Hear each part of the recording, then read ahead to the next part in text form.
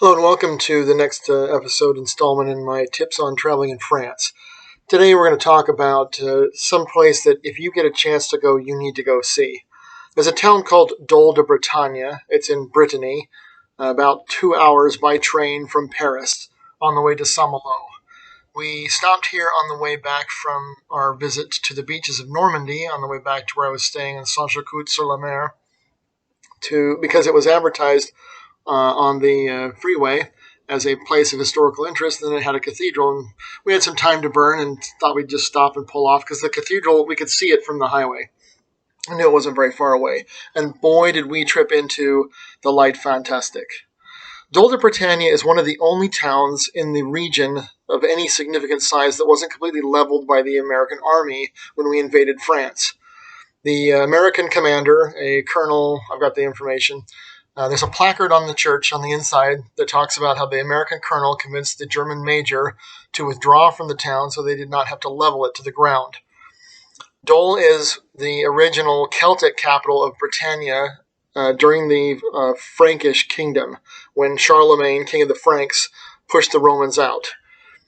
The cathedral there in town was built originally in 400 A.D. In the very bottom of the cathedral, you can still see about 4 or 5 feet of stones that very much look like Roman-style building.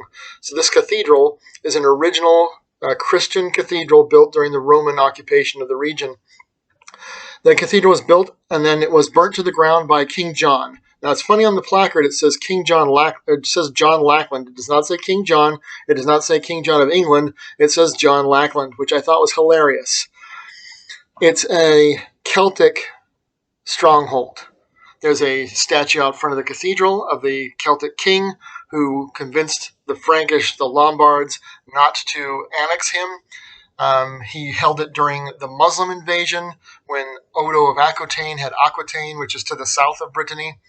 It's a stronghold, and it's a place where the Britons of Great Britain originated.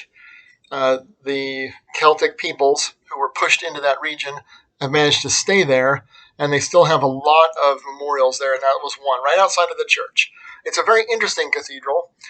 When France finally invaded Brittany in 1472, they ordered them to stop rebuilding the cathedral that had been destroyed by John Lackland, because if they had continued to build it, it would have been larger than Notre Dame, larger than the French's cathedral. So you can see, if you look at the photos, it's not finished.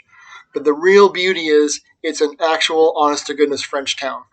With rare exception, the streets are still cobblestone, narrow, and they all lead out in a spider web from the church, where the cathedral, was the center point of the town and the center point of their living, their religious center.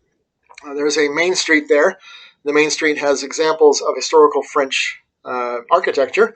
There's one building there that we sat in a cafe across the street from and looked at it, that was built in 1215 AD, I think. And was recently, like 20 years ago, they discovered it when they took the facing off and realized it was in one of the original buildings rebuilt after John Lackland sacked the town. So then if you go down the street to the east of there, you can pass by different building styles until you get to the Hôtel de Ville of the different types of French architecture throughout time.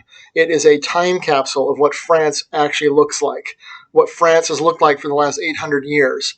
And people are it's not a tourist place. The people there were watching us. We were the attraction. There's nothing to see there except the cathedral. There's no tourist attractions. There's no shops. I mean, even the postcards that were for sale there were photos of the cathedral. That's all they had. They didn't even have one, and they should have, of the street with the houses on it.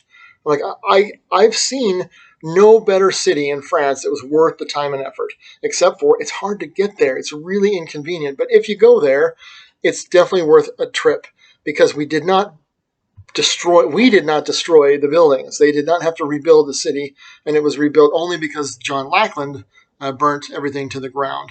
Also interesting, inside the Dol Cathedral, they still have their treasure trove.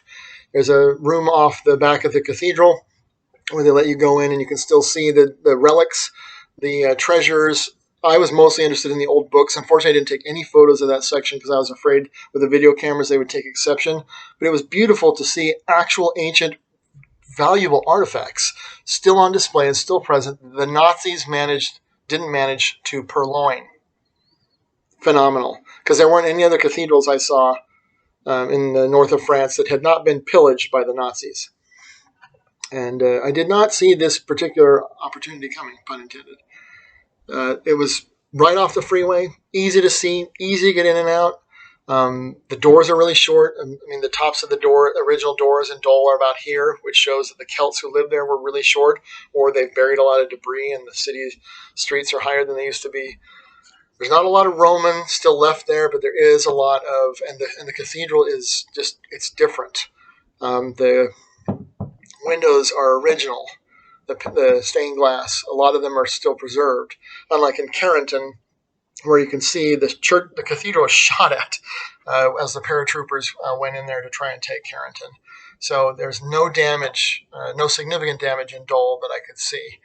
Unlike some other places, though, it does have the French afternoon siesta, I guess, from like 2:30 to 5:30, everything shuts down. So if you're there in the afternoon, you're going to be out of luck for seeing anything or talking to anyone, because everyone's going to go take their midday pause. I'm going to call it a pausa. Anyway, something to see, somewhere to go. If you're looking for something that other people don't see, that's absolutely beautiful and definitely worth a trip, and you're in Brittany anyway, do not miss Dol. D-O-L. Dol de Bretagne. Definitely an interesting place to go. The placards are there. It's well marked. There are also several of them in the city. We didn't have time to find them. I know there's at least 23 of them because we saw number 23.